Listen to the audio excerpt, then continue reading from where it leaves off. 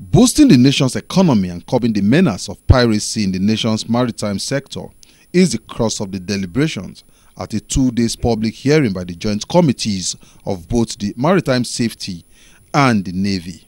In their opening remarks at the occasion, the Speaker of the House and the leadership of both committees of the House harped on the importance of public hearing, which aimed at amending the Act to Maritime Operations Coordinating Board Act for effective control of all maritime operations and to create Maritime Security Fund and the establishment of anti-piracy offences matters. The International Maritime Bureau, Oceans Beyond Piracy and Maritime Piracy Humanitarian Response Program all reported in 2012 that the number of vessels attacked in the West African sub-region, for which the Gulf of Guinea belongs, had reached a world record high, with about 1,000 seafarers attacked in that year alone.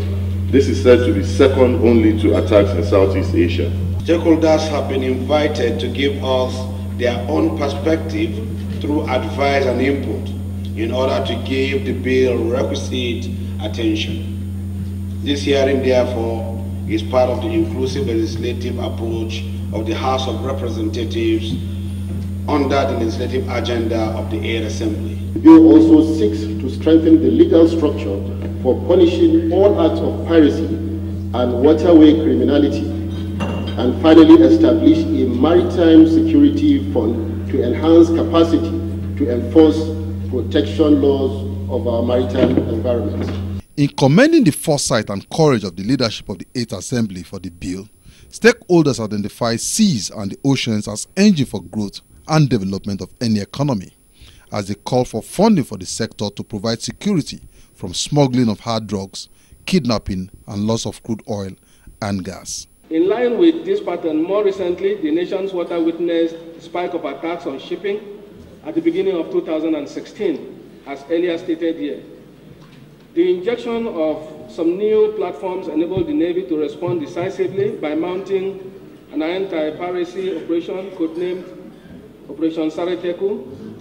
This has been so successful against the threat to provide and allocate funds to member agencies to carry out abscond maritime policy and protective roles, and also to recruit, promote, and discipline its secretarial staff, including Secretary of the Board.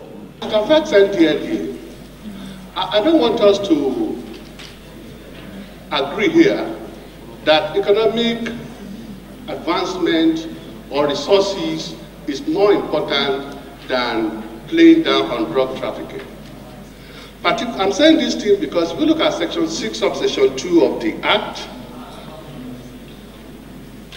it says anyone who unlawfully transports, traffic, or aids the transport or unlawful movement of persons, weapons, petroleum, and any of its derivatives, goods, etc.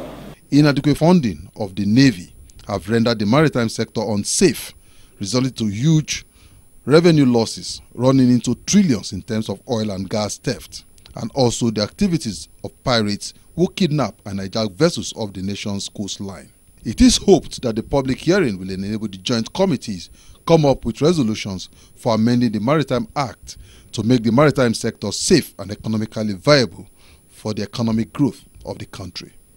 Emmanuel Ehijine, PTV News.